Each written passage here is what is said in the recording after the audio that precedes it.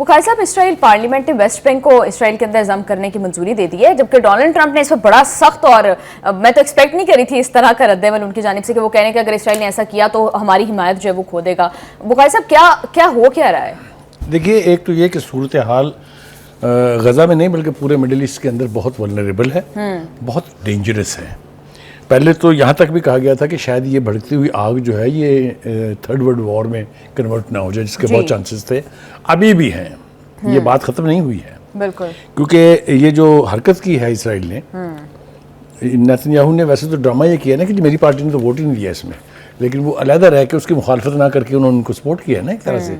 लिहाजा ये जो बिल पास हुआ इसके ऊपर सबका रद्द-ए-अमल मेरी समझ में आता है, लेकिन मुझे ट्रंप का रद्द-ए-अमल जो है वो समझ में नहीं आया, इसलिए कि जितना ब्लाइंडली वो उसको सपोर्ट करते थे इसराइल को, उसके बाद ये इतना कैटेगोरिक स्टेटमेंट जो आया, फिर मैंने कोशिश की इसको कि मैं खंगालूं, अपने दिमाग में डालूं, चिप में डालूं और देखूं ये क्यों हुआ है। दो वजह है उसकी।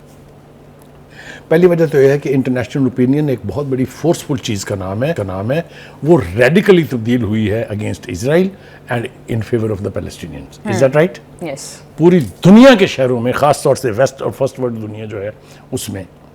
लेकिन एक और बात हुई है जिसकी तरफ तवज्जो नहीं गई हमारी, वो ये है कि नो किंग के ऊपर जो अमेरिका के 70 शहरों में 70 लाख लोगों ने मुजाहरा किया है, ये इसका भी वजन है। So Trump is under pressure domestically as well as internationally. अच्छा, लिहाजा उसको कुछ ना कुछ ऐसा करना है कि वो अपने ऊपर से ये प्रेशर रिलीज कर सके।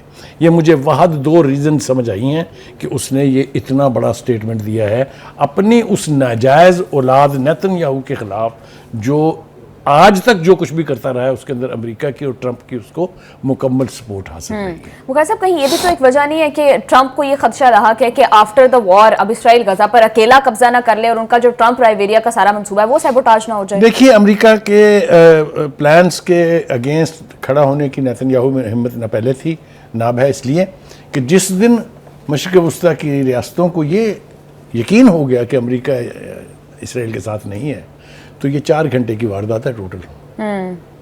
जितना बड़ा इसराइल है आपके सामने है, 4 घंटे में ये हुकूमत सब कुछ लिपेटी जा सकती है। और now that Iran has proved कि ये इतनी बड़ी मिथ नहीं है जिसको तोड़ा नहीं जा सकता, तो ये सपोर्ट के बगैर तो वो बिल्कुल एक दिन के लिए भी खड़ा नहीं हो सकता।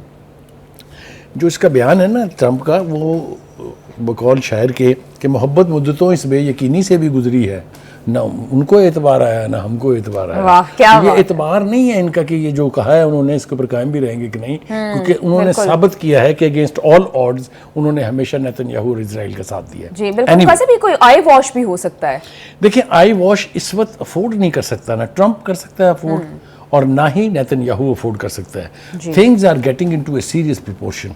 अगर इस वक्त इस सूरत हाल को काबू में ना लाया जा सका, या नेतन्याहू, जिस तरह आप बार बार कह रही हैं, मेरा दिल करता है कि मैं भी मान जाऊं आपकी बात कि कहीं इसराइल और नेतन्याहू अमेरिका के हाथ से निकल तो नहीं रहे हैं। अगर ऐसा हुआ तो दैट विल बी डिजास्टर्स। क्योंकि बुखारी साहब उल्टा हो रहा है, अब ऐसे लगता है कि जैसे नेतन्याहू बुली कर रहा है अमेरिका को, बार बार अमेरिका अपने लोगों को, अपने डिफरेंट ओहदेदारों को वहां भेज रहा है, उनसे मुज़ाकरात कर रहे हैं, जबकि it should be other way around. देखिए, ये बात आपकी ठीक है, कल भी आपने कहा था, मैंने कल तो अवॉइड की थी ये, लेकिन अब मुझे ये बात समझ में आती है कि गालिबन कुछ ऐसा हो रहा है जो अमेरिका की मर्जी के मुताबिक नहीं है। इसीलिए वहाँ पर एक लीडर, वहाँ पर वाइस प्रेसिडेंट जा रहे हैं, वहाँ पर अपने रोबियो जा रहे हैं जो वजीर खारजा हैं उनके, वो जो विटकॉफ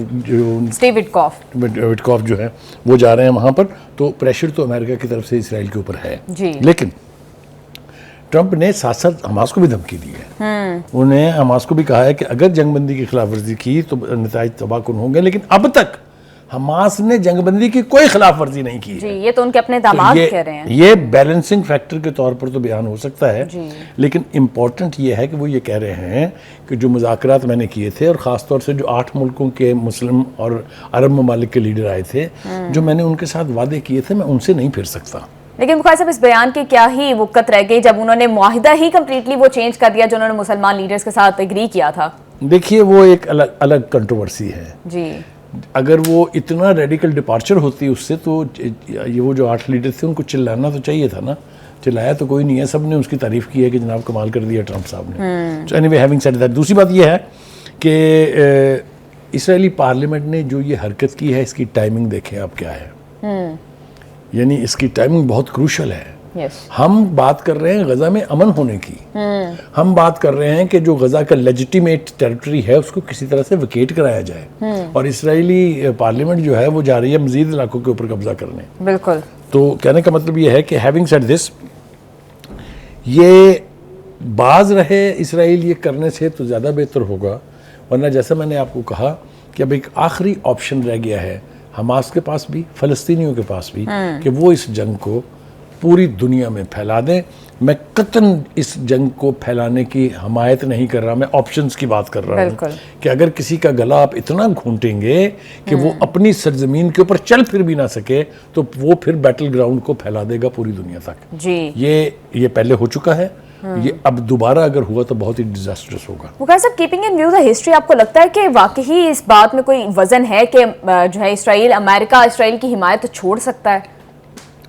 देखिए, जैसा हम अक्सर कहते रहे हैं कि अमेरिका जो है उसके जितने भी प्रेसिडेंट्स रहे हैं वो एक तरह से यरगमाल हैं वहाँ यहूदी लॉबी के, और ख़ास तौर से यहूदी लॉबी वो जिसमें डोमिनेटिंग फैक्टर जो है वो ज़ायनिस्ट ज्यूज़ का है।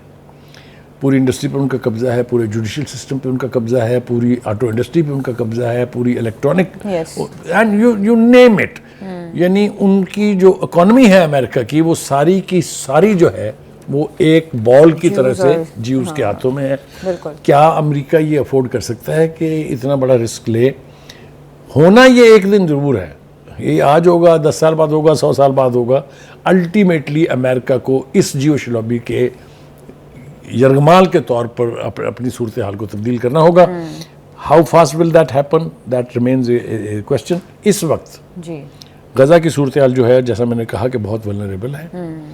लोग वहाँ अपने घरों को लौटना चाह रहे हैं, आपने फिर उनके ऊपर बमबारी के सिलसिले शुरू कर दिए हैं। एरियल बॉम्बिंग भी हो रही है, वहाँ जो ग्राउंड फोर्सेस जो वहाँ मौजूद हैं इसराइल की, वो शूटिंग के ज़रिए भी लोगों को मार रही हैं।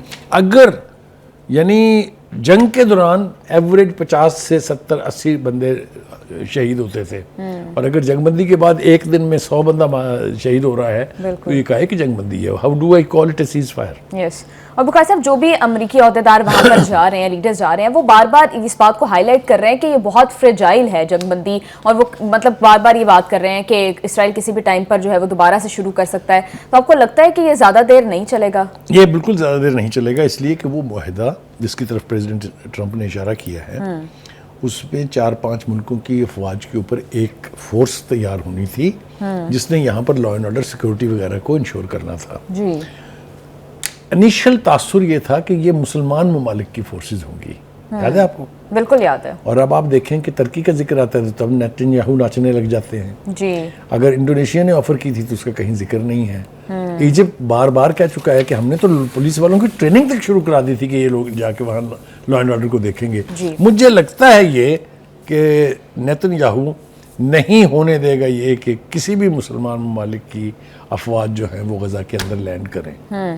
वो खास अगर ये मुआहिदा खत्म हो जाता है तो ट्रंप की क्या क्रेडिबिलिटी रह जाएगी? That is why Trump has given such a strong statement. Now you are talking. Yes. That is it. वो नहीं चाहता कि दुनिया की लीडरशिप के सामने वो इतना वल्नरेबल हो जाए, इतना वीक हो जाए कि वो किसी एक होने वाले मुआहदे पर अमल दरामद भी अगर नहीं करा सकता ट्रंप, तो फिर वो कहे का अमेरिका का प्रेसिडेंट है।